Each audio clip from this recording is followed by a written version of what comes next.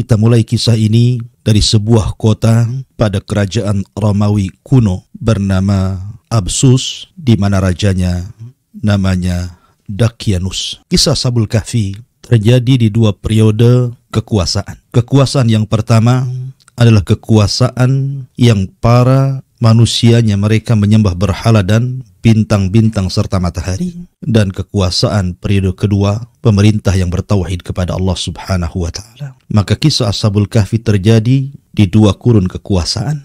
Ma'asyiral muslimin yang dimuliakan Allah Subhanahu wa taala. Adapun waktunya, sebagian ahli tafsir mengatakan bahwa kisah Ashabul Kahfi ini terjadi setelah wafatnya Nabi Musa alaihi salatu wassalam dan sebelum lahirnya Isa bin Maryam, nabi terakhir dari nabi-nabi Bani Israel. Artinya Ashabul Kahfi ini masih menganut agama Yahudi dan berpegang kepada Taurat. Dari mana kita tahu bahwa sejarah ini terjadi setelah Nabi Musa alaihi salatu wassalam dan setelah Isa bin Maryam dan sebelum Isa bin Maryam? Di zaman Nabi sallallahu alaihi wasallam, orang-orang musyrik mereka berusaha untuk menjegal dakwah Nabi sallallahu alaihi wasallam dengan berbagai macam upaya, dengan berbagai macam siasat. Salah satunya adalah pembesar-pembesar musyrik ini datang dari Mekah ke kota Yathrib karena tahu bahwa di Yathrib itu banyak orang-orang Yahudi. Ada Yahudi Bani Qunaiqah, ada Yahudi Bani Quraidah, ada Yahudi Bani Nadir, dan mereka tahu bahwa agama Yahudi adalah agama yang diturunkan padanya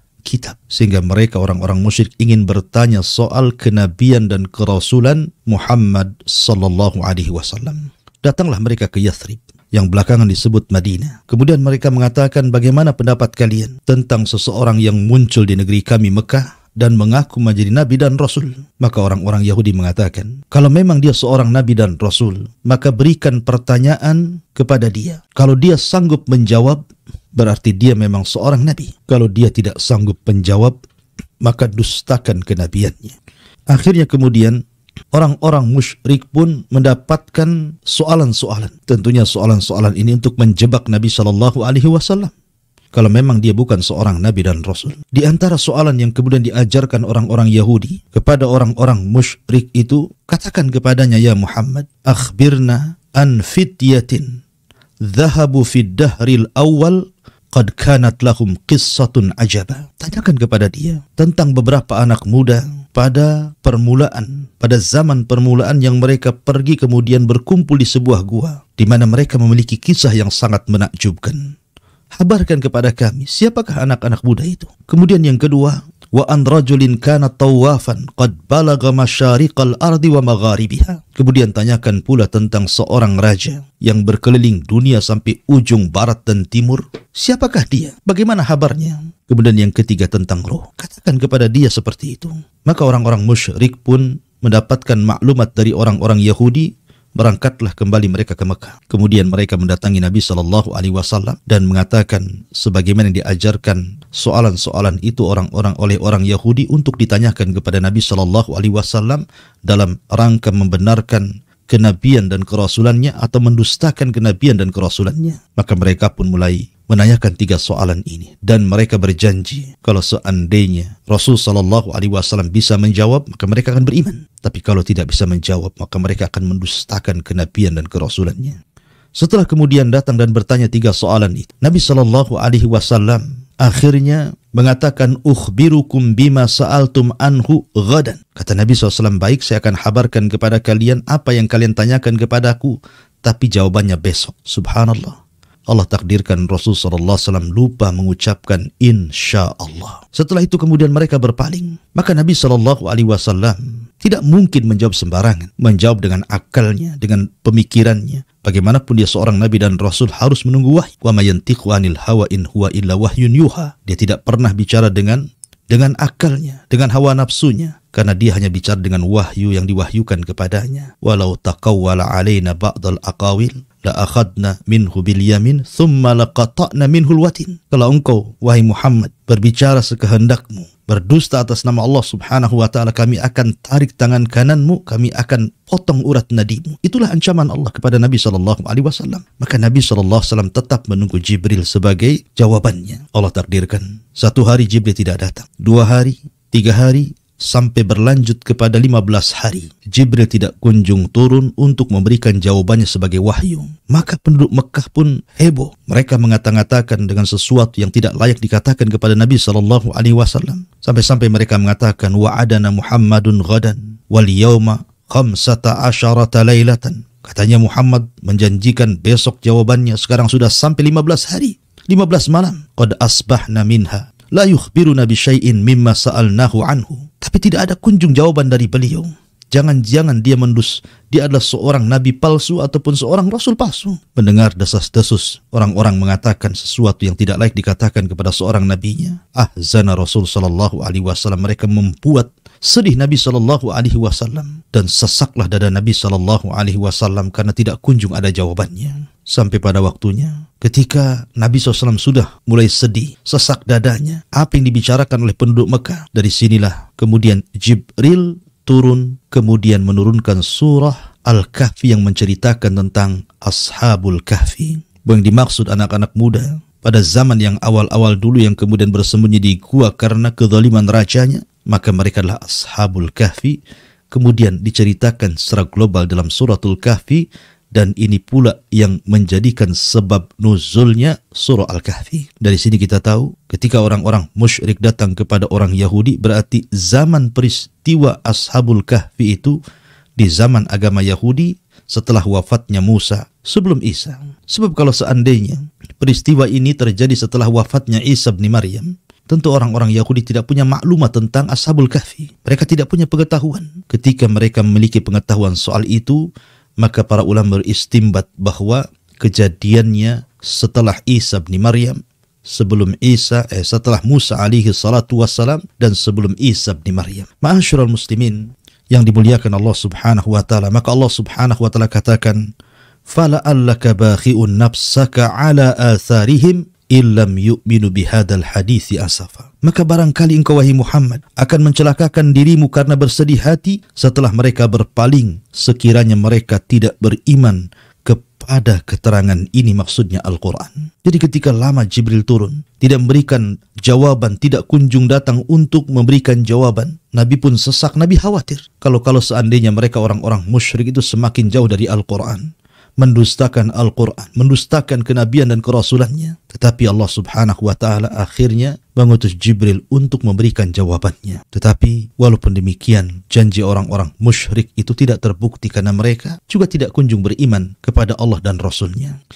Ma'asyiral muslimin yang dimuliakan Allah Subhanahu wa ta'ala, Allah Subhanahu wa ta'ala berfirman, "Am hasibta anna ashabal kahfi warrakim kanu min ayatina ajaba." Apakah engkau mengira bahwa orang-orang yang mendiami gua itu dan yang mempunyai rakim termasuk tanda-tanda kebesaran kami yang sangat menakjubkan? Subhanallah. Ketika Ashabul Kahfi sekali lagi berada di sebuah kota yang namanya Absus, sebagian ahli tafsir mengatakan namanya lain, tapi itu yang masyhur dengan rajanya Dakyanus ketika itu. Raja Dakyanus ini pada era pemerintahan Romawi kuno dulu adalah seorang penyembah berhala, dan sebagian kaumnya menyembah matahari. Raja yang sangat diktator, memaksakan rakyatnya untuk mengagungkan berhalanya, memaksakan rakyatnya untuk melakukan kesyirikan. Maka siapapun yang tidak tunduk patuh akan perintahnya maka akan ditangkap kemudian dibunuh. Maka masyarakatnya sangat fanatik dengan berhala. Suatu ketika kemudian raja ini membuat pesta perayaan besar untuk mengagungkan berhalanya, mengundang seluruh manusia dari pelosok daerah, datang dari mana-mana untuk hadir ke kota.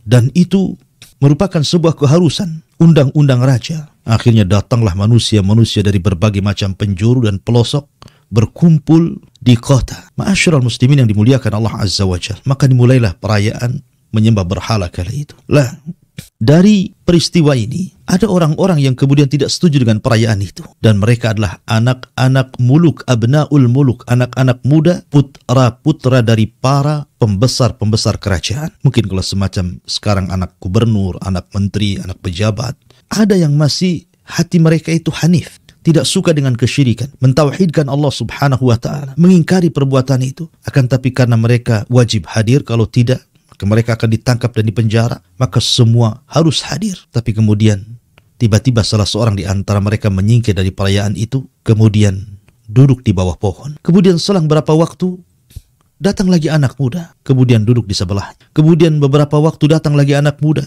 kemudian duduk di sebelahnya. Kemudian datang lagi, duduk di sebelahnya. Sampai jumlah mereka 7 anak muda.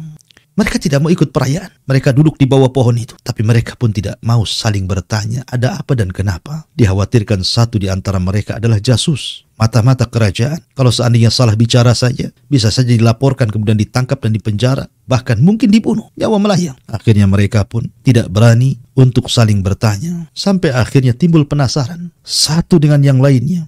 Kemudian mereka pun mulai saling bertanya, kenapa, ada apa, kenapa pula mereka bisa berkumpul di bawah pohon itu. Setelah kemudian saling bertanya dan dijawab, rupanya mereka satu hati. Al-arwahu junudun mujannada. Ruh itu biasanya akan disatukan dengan seragamnya. Kalau mereka ahli tauhid, maka akan disatukan dengan tauhidnya. Kalau mereka ahli syirik, maka akan disatukan dengan kesyirikannya. Dan Allah subhanahu wa ta'ala menyatukan hati mereka karena kelembutannya. Lau anfaqta ma fil ardi jami'an ma'allafta baina qulubihim walakinnallaha allafa bainahum. Kalau seandainya kau infakkan semua kekayaan di dunia ini untuk melembutkan hati manusia, kau tidak akan bisa melembutkan hati mereka. Yang bisa melembutkan hanyalah hati Allah. Allah lah yang melembutkan hati manusia, sehingga karena kesamaan fitrah mereka mentauhidkan Allah subhanahu wa ta'ala, Allah pertemukan mereka di bawah pohon ini, kemudian saling bertanya dan mencari solusinya. Ma'asyiral muslimin, para pemirsa yang dimuliakan Allah subhanahu wa ta'ala,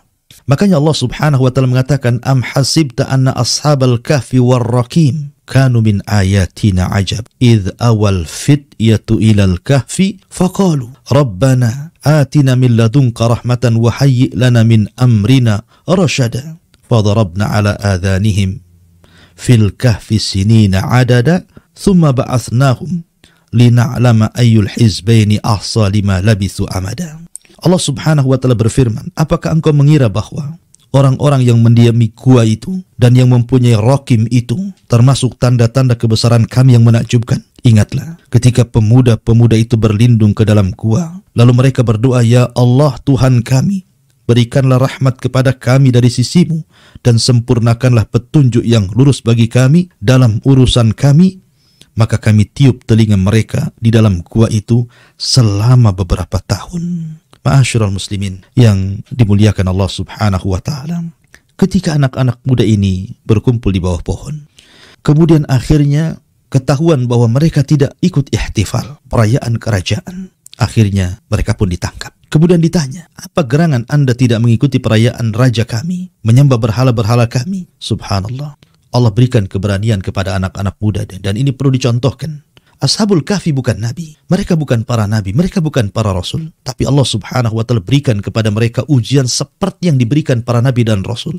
Keteguhan mereka luar biasa. Maka ini pelajaran bagi anak-anak muda di zaman sekarang. Sab'atun yudhilluhumullahu fi dhillihi yawma la dhilla illa dhilluh. Ada 7 golongan yang akan mendapatkan naungan di hari yang tidak ada naungan kecuali naungan Allah subhanahu wa ta'ala.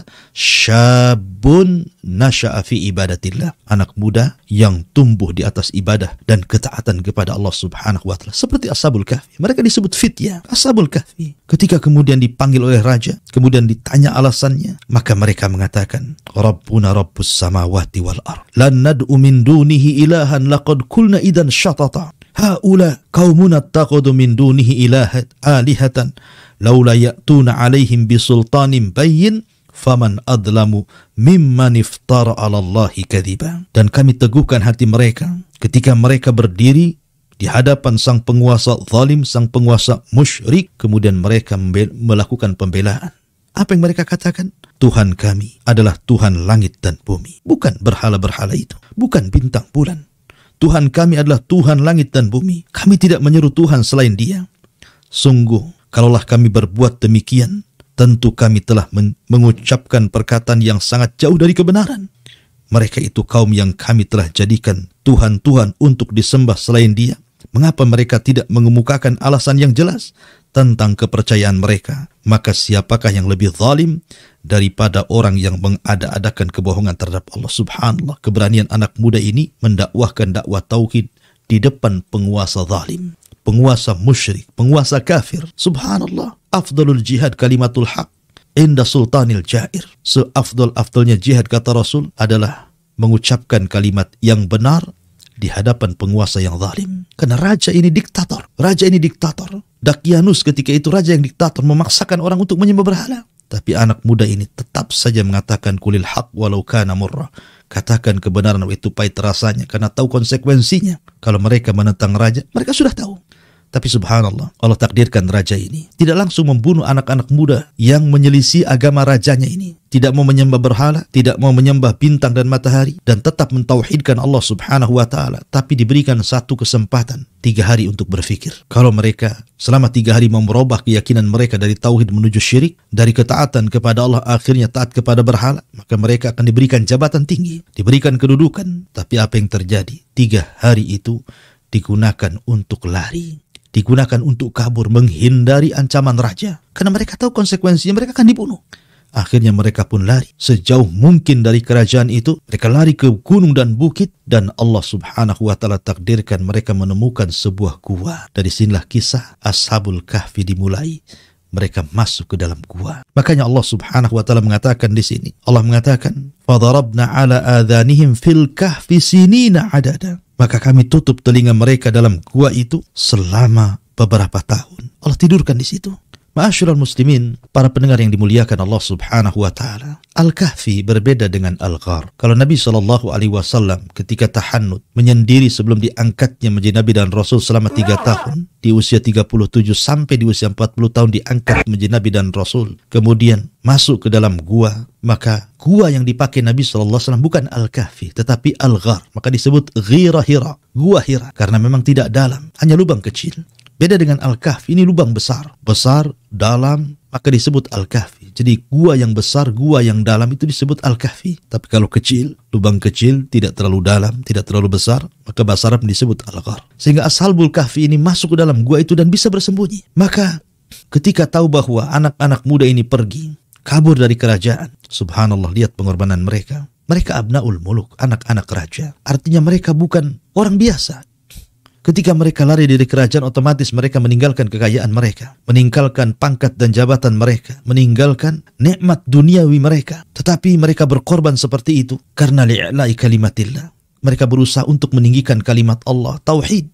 Sebagaimana di zaman Nabi SAW, para sahabat harus hijrah dari Mekah ke Madinah, meninggalkan semua kekayaannya, berkorban untuk Islam dan untuk tauhid. Maka itulah yang dilakukan Ashabul Kahfi. Mereka rela lari kepada Allah dan meninggalkan dunia. Korbanan yang luar biasa. Ketika tahu raja bahwa anak-anak muda ini kemudian lari, maka raja pun memerintahkan para prajuritnya untuk mencari dan disuruh untuk menangkap, dipenjarakan, bahkan mungkin dibunuh. Maka prajurit pun menyebar ke sana kemari. Tapi Allah subhanahu wa ta'ala takdirkan tidak ketemu. Sampai ada beberapa prajurit yang hampir menemukan gua itu, tetapi mereka tidak masuk ke dalam gua itu karena Allah subhanahu wa ta'ala berikan rasa takut. Takut yang luar biasa orang masuk gua itu. Sehingga ketika akan masuk akhirnya takut. Ketika akan masuk mereka ketakutan. Akhirnya mereka berinisiatif untuk menutup gua itu. Dan mereka mengatakan kalau memang betul anak-anak muda bersembunyi dalam gua itu, kita tutup saja gua itu biar mereka mati di dalam dan tidak bisa keluar. Ma'asyiral muslimin, para pendengar yang dimuliakan Allah subhanahu wa ta'ala. Akhirnya kemudian anak-anak muda ini setelah berada dalam gua, mereka tidak bisa keluar karena masalahnya pintunya ditutup. Allah subhanahu wa ta'ala berfirman, wa idh tazaltumuhu wa ma ya'budun illallah fa'wi ilal kahfi yanshur lakum rabbukum min rahmatihi wa yuhayyi lakum min amrikum mirfaqa. Allah subhanahu wa ta'ala berfirman, dan apabila kamu meninggalkan mereka dan apa yang mereka sembah selain daripada Allah, maka carilah tempat berlindung ke dalam gua. Allah bimbing kemana harus lari mereka. Carilah gua, kata Allah. Maka carilah tempat berlindung ke dalam gua itu. Niscaya Tuhanmu akan melimpahkan sebagian rahmatnya kepadamu dan menyediakan segala sesuatu yang berguna bagimu di dalam urusanmu. Ma'asyiral muslimin yang dimuliakan Allah azza wa jalla. Tetapi Allah subhanahu wa ta'ala melindungi mereka. Karena ini terjadi karena kehendak Allah juga. Allah subhanahu wa ta'ala ingin membuktikan bahwa ashabut tauhid, para penyeru tauhid, mereka akan menang dan akan bisa mengalahkan kebatilan. Maka Allah subhanahu wa ta'ala jadikan kisah Ashabul Kahfi ini akan menjadi sebuah kisah yang akan merubah dunia kala itu. Dan akan diceritakan bagaimana pengorbanan mereka, bagaimana jihad mereka melawan kebatilan. Ma'asyiral muslimin yang dimuliakan Allah azza wa jalla. Makanya sebagai bukti Allah subhanahu wa ta'ala kirimkan Raqim. Yang tadi saya katakan di awal, Raqim itu artinya ada yang mengatakan itu nama lembahnya, ada yang mengatakan Raqim itu nama kotanya, ada yang mengatakan Raqim itu nama anjingnya, ada yang mengatakan Raqim itu nama guanya. Tapi yang rajih wallahu alam, Raqim itu artinya papan yang terbuat dari emas yang Allah kirimkan, kemudian terpampang di pintu gua, kemudian di situ terpampang nama 7 orang yang terdapat dalam gua itu. Itulah Raqim yang Allah Subhanahu wa taala firmankan tadi di awal, am hasibta anna ashabal kahfi war Raqim kanu min ayatina ajaba. Apakah engkau mengira bahwa orang-orang yang mendiami gua itu dan yang mempunyai Raqim termasuk tanda-tanda kebesaran kami yang menakjubkan? Raqim itu terpampang di pintu gua. Ma'asyiral muslimin, para pendengar yang dimuliakan Allah Azza wa Jalla. Maka Allah Subhanahu wa taala tidurkan mereka dalam gua itu. Dan pintu gua itu tidak semua tertutup, tapi ada cahaya matahari yang masuk. Dan itu bentuk perlindungan Allah Subhanahu wa ta'ala. Karena Allah yang berkehendak. Apa kata Allah? Wa tara syamsa idza tala'at tazawuru an kahfihim dhatal yamin wa idza gharabat taqriduhum dhatal shimal wa hum fi fajwatin minhu dzalika min ayatillah man yahdihillahu fahuwal muhtad wa man yudlil falan tajida lahu waliyyan mursyida. Perlindungan yang pertama, Allah Subhanahu wa taala berfirman, dan engkau akan melihat matahari ketika terbit condong dari gua mereka ke sebelah kanan. Dan apabila matahari itu terbenam, menjauhi mereka ke sebelah kiri, sedangkan mereka berada dalam tempat yang luas dalam gua itu, itulah sebagian dari tanda-tanda kebesaran Allah. Barang siapa diberikan petunjuk Allah, maka dia akan mendapatkan petunjuk. Dan barang siapa yang disesatkan Allah, maka engkau tidak akan mendapatkan seorang penolong yang dapat memberikan petunjuk kepadanya. Subhanallah. Allah Subhanahu wa taala masukkan matahari di waktu terbit dan di waktu tenggelam. Untuk apa? Supaya jangan ada hewan-hewan yang sangat membahayakan masuk ke dalam gua itu. Anda bisa bayangkan kalau gua itu gelap terus, tidak ada cahaya yang masuk, apa yang terjadi? Boleh jadi ular masuk, kalajengking masuk, hewan-hewan yang akan menyakitkan masuk, karena mereka suka digelap-gelap. Tapi ketika kemudian cahaya matahari masuk, kemudian cahaya matahari saat terbenam juga masuk, maka minimalnya tidak ada hewan yang akan menyakiti orang-orang yang ditidurkan Allah Subhanahu wa taala itu. Dan ini bentuk perlindungan. Lalu kenapa Allah Subhanahu wa taala hanya menyebutkan saat terbit dan saat tenggelam dan tidak menyebutkan di tengah hari? Karena memang cahaya matahari di siang hari itu tidak menyehatkan. Makanya hanya disebutkan cahaya di pagi hari untuk menyehatkan badan-badan mereka yang sedang tidur, dan cahaya di sore hari untuk menyehatkan badan mereka. Makanya olahraga itu biasanya pagi dan sore. Siang itu tidak baik. Ya. Makanya hanya 2 cahaya matahari yang disebutkan dalam ayat ini. Kemudian perlindungan yang kedua, Allah mengatakan wa tahsabuhum aiqadan wa hum ruqud wa nuqallibuhum dhatal yamin wa dhatal shimal wa kalbuhum basitun dira'aihi bil wasid law ittala'ta alaihim lawallaita minhum firaran wa lamulita minhum ru'ba. Allah Subhanahu wa taala mengatakan, dan engkau mengira mereka itu tidak tidur, padahal mereka tidur. Dan kami bolak-balikan mereka ke kanan, dan kami bolak-balikan mereka ke kiri, sedang anjing mereka membentangkan kedua lengannya di depan pintu gua. Dan jika kamu menyaksikan mereka, tentu kamu akan berpaling melarikan diri dari mereka, dan pasti kamu akan dipenuhi rasa takut terhadap mereka. Subhanallah. Perlindungan yang kedua, Allah Subhanahu wa taala tidak membiarkan Ashabul Kahfi yang tertidur itu berdiam diri badannya, karena mereka ditidurkan bukan sehari 2 hari. Mereka ditidurkan 300 tahun ditambah 9 tahun. 309 tahun mereka ditidurkan.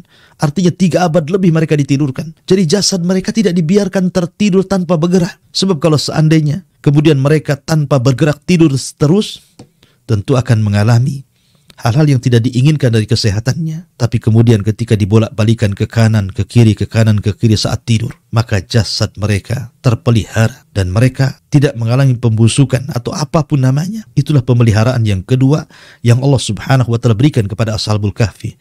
Kemudian yang ketiga, Allah berikan perlindungan di mana setiap orang yang menemukan gua itu tidak berani masuk. Allah buat rasa takut yang luar biasa. Karena gua itu menakutkan. Allah yang membuat gua itu menakutkan bagi manusia sehingga tidak mau masuk. Makanya para tentara raja terpaksa menutup gua itu, dan mereka mengatakan kalau seandainya mereka ada dalam gua itu mereka tidak bisa keluar, nanti akan mati sendiri. Yang lebih menakjubkan lagi, lihat di sini Allah Subhanahu wa taala menceritakan soal anjing. Allah Subhanahu wa taala menceritakan soal anjing, di mana Allah Subhanahu wa taala mengatakan wa kalbuhum basitun dira'aihi bil wasid, dan anjing itu dia duduk di depan gua tanpa bergerak, seolah-olah menjaga gua itu. Dan lihat bagaimana Allah Subhanahu wa taala muliakan seekor anjing di sini. Kenapa? Bukankah anjing itu dalam Islam najis? Orang yang memeliharanya tidak akan masuk malaikat rahmat. Orang yang memeliharanya setiap hari pahalanya 2 kirot dikurangi. 2 kirot itu, 1 kirot itu sebesar gunung Uhud. Berarti setiap hari orang yang melihara anjing itu 2 gunung Uhud pahalanya dikurangi. Dan dia binatang najis. Kalau seandainya kena jilatannya saja, dalam Islam disuruh dicuci 7 kali plus dengan tanah. Tetapi kenapa kemudian anjingnya Ashabul Kahfi ini sangat dimuliakan, sehingga setiap Jumat kita baca ayat ini dan selalu menyebut kata anjing di sini. Wa kalbuhum basitun dira'aihi bil wasid, dan anjingnya senantiasa duduk dengan tangannya di depan gua. Itu kita sering baca setiap Jumat, karena bagaimanapun surah Al-Kahfi ini disunnahkan untuk dibaca setiap Jumat. Kenapa anjing ini kemudian selalu tersebut-sebut dalam surah Al-Kahfi dan memiliki kemuliaan? Tidak lain dan bukan, kata para ulama, anjingnya Ashabul Kahfi memiliki kemuliaan karena dia berteman dengan orang-orang yang akhyar, orang-orang yang baik. Maka kalau anjing berteman dengan orang-orang yang baik, orang-orang yang saleh, anak-anak muda yang taat, anjing itu menjadi mulia. Bagaimana mungkin manusia tidak lebih mulia dibandingkan anjing? Tentu manusia lebih mulia lagi. Makanya dalam Islam, kenapa kemudian Nabi SAW berbicara soal pentingnya mencari pertemanan yang baik? Kata Nabi SAW, Al-mar'u ala dini khalili. Manusia itu tergantung agama kawannya. Maka lihat siapa kawannya. Bahkan Nabi SAW juga menceritakan tentang sukul jannah, pasar sorga, di mana orang-orang saleh akan menolong kawan-kawannya yang tidak saleh yang masuk neraka, sehingga meminta untuk dikeluarkan dari neraka.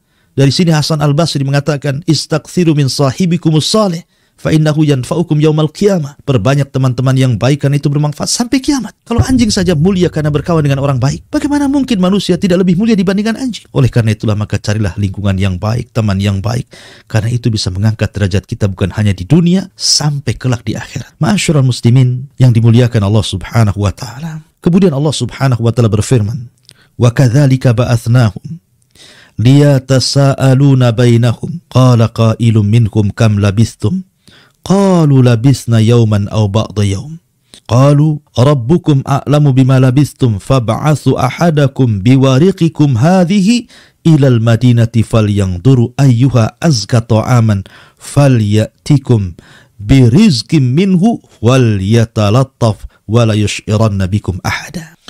Allah Subhanahu wa taala berfirman, dan demikianlah kami bangunkan mereka agar di antara mereka saling bertanya. Salah seorang di antara mereka berkata, sudah berapa lama kamu berada di sini? Mereka menjawab, kami berada di sini sehari atau mungkin setengah hari. Berkata yang lainnya, Tuhanmu lebih mengetahui berapa lama kamu tinggal di sini. Maka suruhlah salah seorang di antara kamu pergi ke kota dengan membawa uang perakmu, dan hendaklah dia lihat manakah makanan yang lebih baik, dan bawalah sebagian makanan itu untukmu, dan hendaklah dia berlaku lemah lembut, dan jangan sekali-kali menceritakan halmu kepada siapapun di luar sana. Ma'asyiral muslimin yang dimuliakan Allah Azza wa Jalla. Setelah kemudian Ashabul Kahfi ini ditidurkan sekian lama, dan Al-Quran menyebutnya 309 tahun, 3 abad lebih mereka ditidurkan. Tiba-tiba kemudian Allah Subhanahu wa ta'ala takdirkan ada seorang penggembala kambing. Penggembala kambing ini melihat cuaca yang kurang baik di luar gua itu. Dia takut dengan kambing-kambingnya. Kemudian tiba-tiba melihat ada gua yang tertutup. Maka dia berusaha kemudian membuka pintu gua itu untuk menyelamatkan kambing-kambingnya dengan membuang satu persatu batu yang kemudian menutupi gua itu. Akhirnya setelah kemudian dia berhasil membuka pintu gua itu, maka dia masukkan kambing-kambingnya di situ. Nah, suara-suara kambing itu masuk ke dalam gua. Akhirnya Allah Subhanahu wa ta'ala kembalikan ruh ke dalam jasadnya, ke dalam jasad Ashabul Kahfi, dan semua mereka terbangun. Dari sini kemudian mereka bertanya-tanya kepada yang lainnya, sudah berapa lama kita tidur di sini?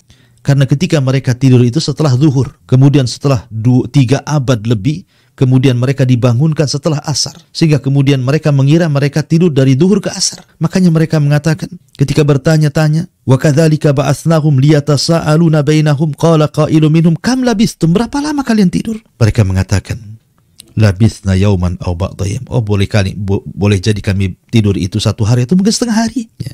Yang lain mengatakan, oh mungkin lebih. Yang lain mengatakan Allah yang tahu. Akhirnya kemudian Mereka menyarankan bagaimana kalau seandainya salah seorang di antara kita keluar membeli makan. Kita sudah lapar ini. Ya. Rupanya kemudian ketika salah seorang mereka diutus untuk keluar, berjumpalah dengan seorang penggembala kambing ini. Kemudian diantar ke kota, tiba-tiba kemudian ketika hendak membeli makan, yang menjual makanan itu tidak kenal mata uang yang dibawa itu. Mata uangnya tidak kenal. Ini mata uang kapan? Karena masalahnya sudah 300 tahun, artinya sudah 3 abad lebih.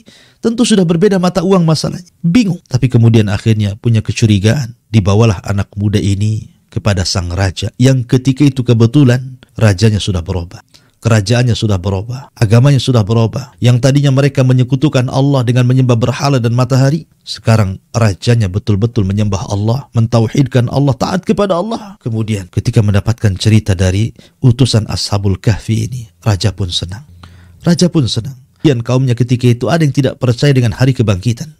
Maka ingin membuktikan kalau di dunia saja, lihat Ashabul Kahfi bisa ditidurkan 3 abad lebih kemudian dibangunkan, maka lebih mudah lagi Allah subhanahu wa ta'ala membangkitkan manusia di hari nanti ketika manusia setelah diwafatkan. Ada kehidupan setelah kematian. Maka raja pun kemudian mengantar anak muda itu untuk menjemput kawan-kawannya yang ada di gua. Akhirnya kemudian ketika mereka sudah berjumpa, saling cerita dengan raja, maka raja pun sangat memuliakan. Sangat memuliakan karena tahu anak-anak muda ini bukan anak-anak muda biasa. Dan bukan hidup di zaman mereka. Mereka sudah hidup di zaman dulu. Tapi Allah subhanahu wa ta'ala kuasakan mereka tidak menua. Sama sekali tidak menua. Sebagaimana ketika mereka tertidur, maka ketika mereka bangun, seperti itulah jasad mereka. Tidak dituakan Allah subhanahu wa ta'ala. Dan ini mukjizat. Ini keanehan, karamah bagi para wali. Ma'asyiral muslimin yang dimuliakan Allah subhanahu wa ta'ala.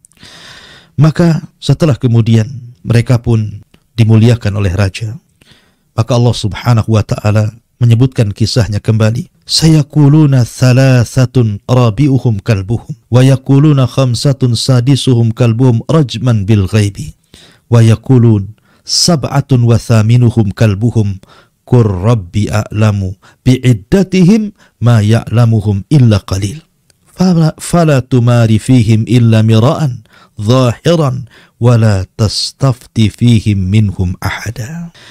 Nanti ada orang yang akan mengatakan jumlah mereka 3 orang dan yang keempatnya adalah seekor anjing. Atau yang lain mengatakan jumlah mereka 5 orang dan yang keenamnya adalah seorang anjing. Dan mereka hanya berkata menerka-nerka soal yang gaib. Dan yang lain juga mengatakan bahwa jumlah mereka 7 dan yang kedelapannya adalah anjingnya. Katakan Muhammad, Tuhanku lebih mengetahui jumlah mereka. Tidak ada yang mengetahui bilangan mereka kecuali sedikit. Karena itu janganlah engkau, hai Muhammad, berbantah tentang hal mereka kecuali perbantahan lahir saja, dan janganlah engkau menyatakan tentang mereka pemuda-pemuda itu kepada siapa. Artinya memang jumlah mereka itu diperselisihkan. Tapi yang 2 dikatakan rajman bil ghaib. Maksudnya 4 ataupun 5. Tapi pendapat yang kuat wallahu a'lam bahwa jumlah mereka adalah 7 orang dan yang kedelapannya adalah seekor anjing. Inilah kisah Ashabul Kahfi yang dicantumkan di dalam suratul Kahfi.